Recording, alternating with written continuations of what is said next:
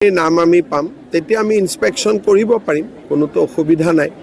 কিন্তু প্ৰথমবাৰ আমি এটা পোৰ্টেল কৰিছোঁ যাতে সকলোৱে আবেদন কৰিব পাৰে। বৰ্তমান আবেদন কৰক, আবেদনৰ পিছত আৰু পৰীক্ষা নিৰীক্ষা হ'ব।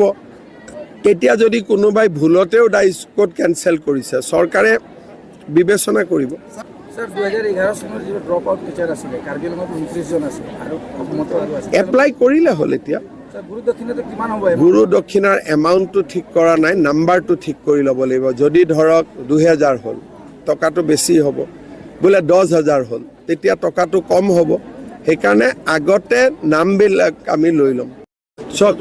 সকলোৱে আবেদন কৰক, কৰিলে স্কুলখিনিৰ নাম আমি পাম, তেতিয়া আমি ইনস্পেকশন কৰিব পাৰিম, কোনোতো অসুবিধা নাই।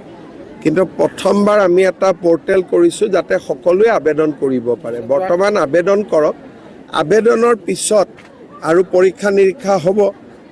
তেতিয়া যদি কোনোবাই ভুলতেও ডাইচ কোড কেনচেল কৰিছে, চৰকাৰে বিবেচনা কৰিব।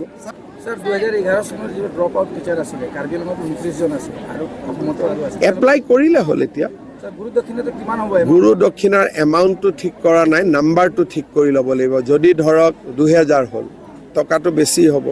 বোলে 10,000 হ'ল, তেতিয়া টকাটো কম হ'ব। সেইকাৰণে আগতে নামবিলাক আমি লৈ ল'ম। সকলোৱে